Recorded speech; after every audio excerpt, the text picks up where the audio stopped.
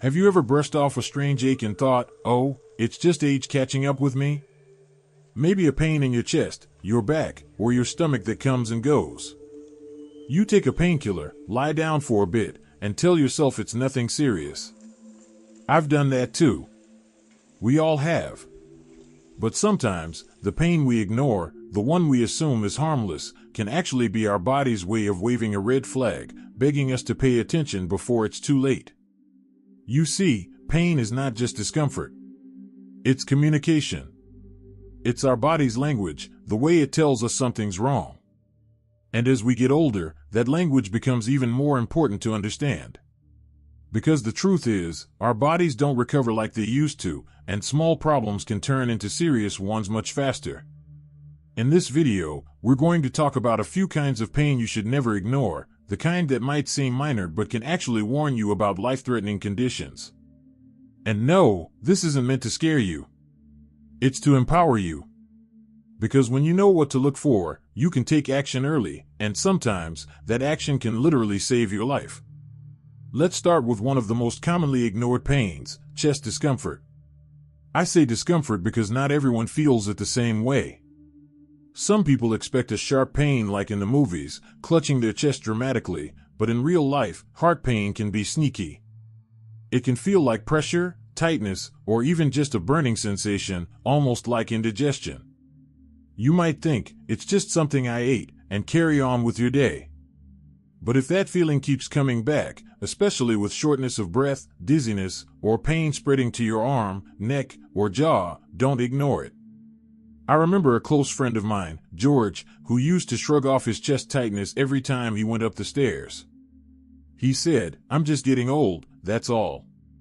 One morning, while watering his garden, he collapsed. Thankfully, his wife called for help in time. The doctor said he'd had a mild heart attack, and the only reason he survived was because they caught it quickly. George told me later, if I had waited another day, I might not be here. That stuck with me.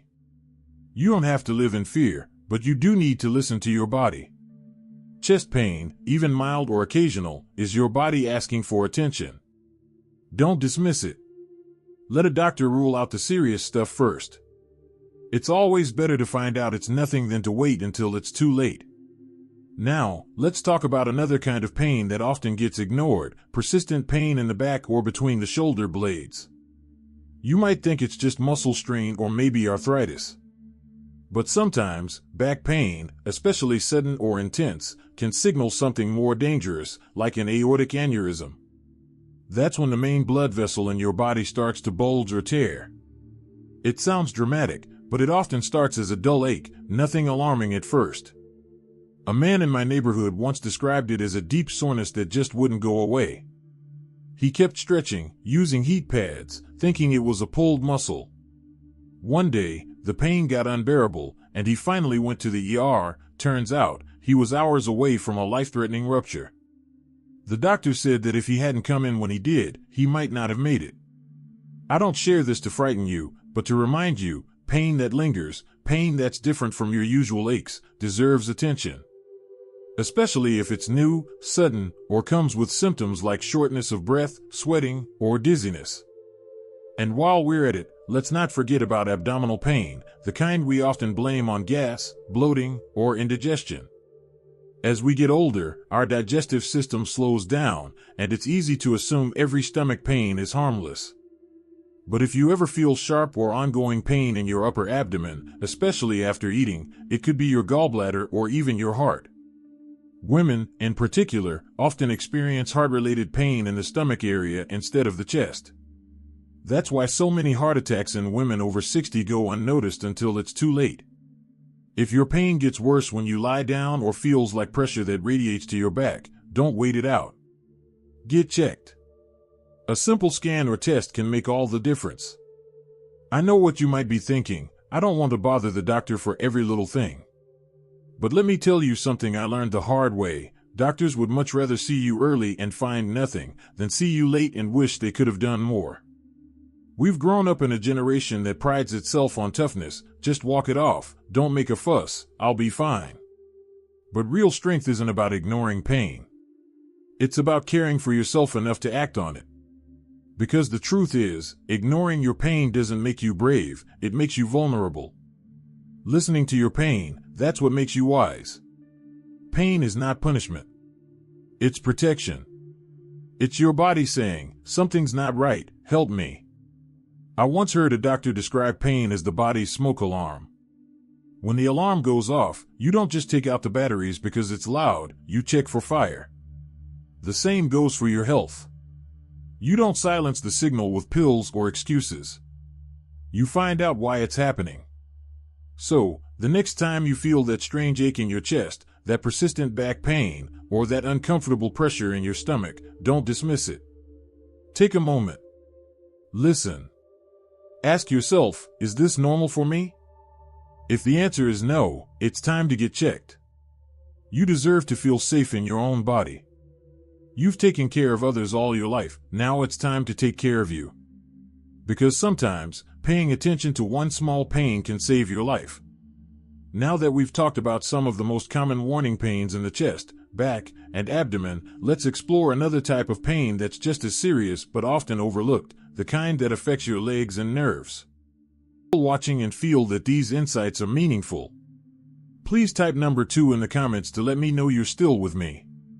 And if you haven't subscribed yet, I warmly invite you to do so, and don't forget to turn on the bell, so you won't miss any of our upcoming videos designed to uplift, inform, and inspire.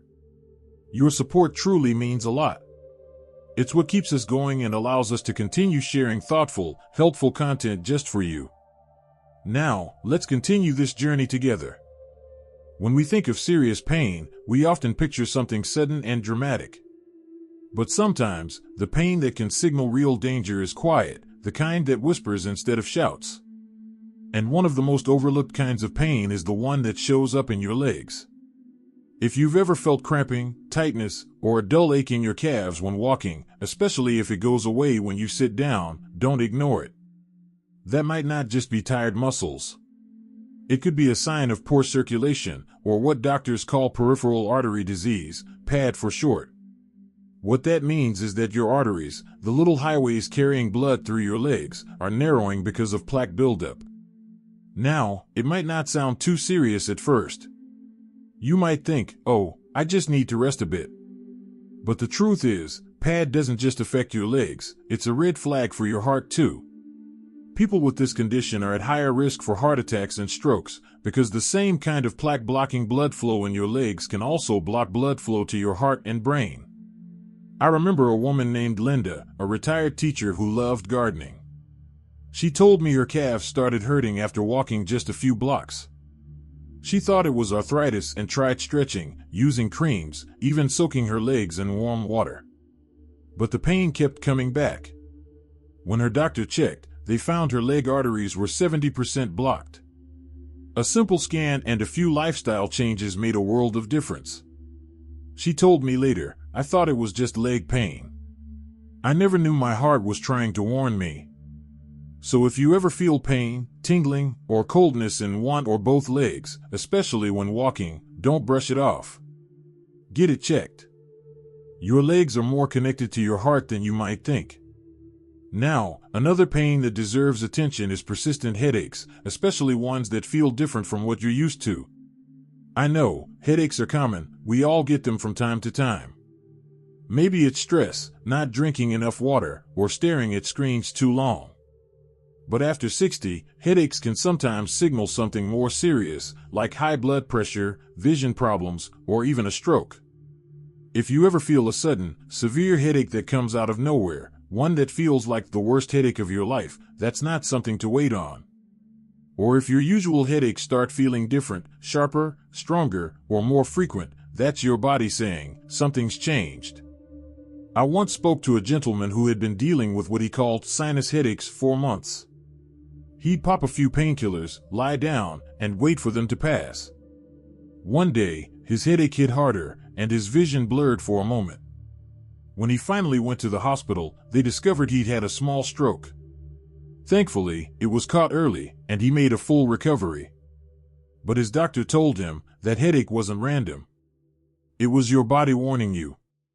We often underestimate headaches because they seem so common. But the truth is, when something feels different, when it doesn't respond to your usual remedies, or when it comes with symptoms like dizziness, confusion, or numbness, that's your signal to take it seriously. And speaking of numbness, let's talk about another kind of pain that's easy to ignore: nerve pain. You might have felt it before, a tingling or burning sensation in your hands or feet, like pins and needles that never quite go away. Many people just live with it, assuming it's part of getting older.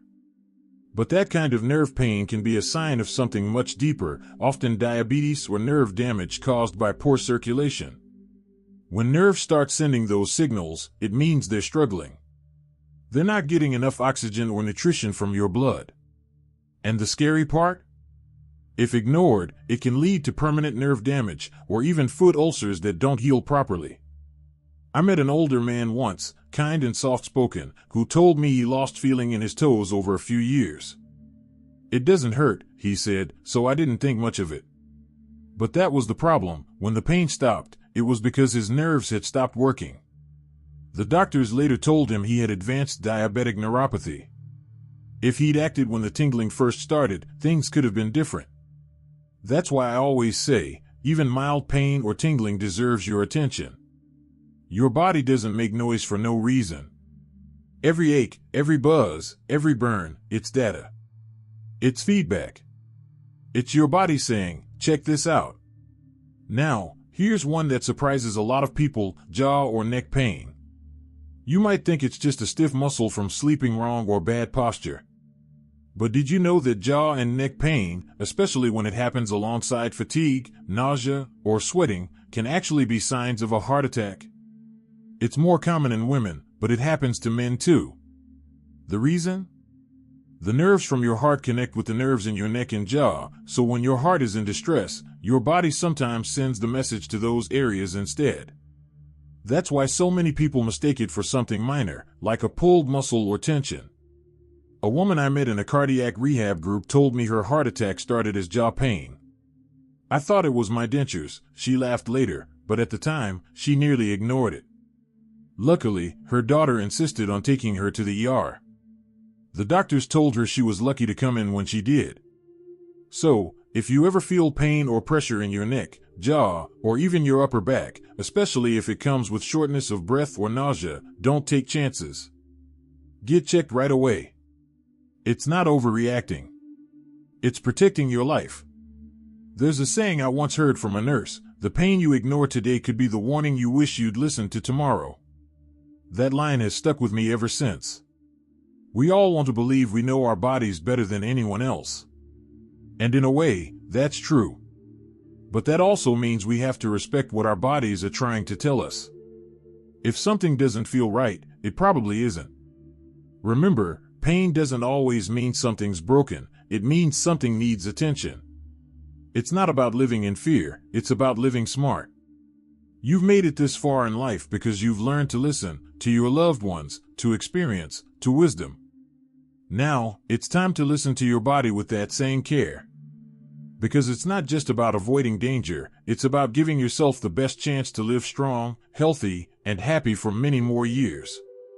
And now that we've talked about the pain in your legs, your head, your nerves, and even your jaw, there's one last group of pains we need to talk about: the ones that hide in plain sight, the ones that often get mistaken for nothing. They can tell you even more than you might imagine. Have you ever looked back on your younger years and thought, if only I knew then what I know now? It's funny, isn't it? How life has a way of teaching us lessons, not all at once, but slowly, through experiences, mistakes, joys, and heartbreaks. And sometimes, it's not until we reach our 70s that those lessons truly sink in. You see, there's something special about this stage of life. When you hit 70, you start seeing things differently. The small stuff that used to bother you doesn't matter so much anymore. You stop rushing. You start appreciating quiet mornings, warm coffee, and simple moments that once slipped by unnoticed. And most of all, you begin to understand what truly matters and what never did. Today, I want to share with you 5 life lessons that most people only really understand after turning 70. These aren't things you can learn from a book or from someone else's advice. They're lessons written in time, shaped by laughter, loss, and the beauty of simply living. Let's start with the first one, the realization that time is the most valuable thing you'll ever own. When we're young, we think time is endless. We put things off, we chase after things that don't truly matter, we assume there will always be another day, another chance. But as the years pass, you start to see time for what it really is, a gift. Every sunrise, every phone call with someone you love, every walk around the block, it all becomes precious. I remember talking to a man named George at a local park one morning. He was 82, sitting on a bench, feeding the birds. He told me, when I was 40, I used to say I didn't have time. Now I realize, time was the only thing I ever had. That hit me hard. Because he was right. We spend so many years trading our time for money, approval, or busyness, but once you reach a certain age, you see that time is the true currency of life. If there's something you've been putting off, a visit, a letter, a simple I love you, don't wait. The older we get, the more we understand that every moment counts. Not because we're afraid of running out of time, but because we finally understand how meaningful it is. The second lesson is something that often surprises people. You stop caring so much about what others think. When you're younger, your life can feel like it's on display.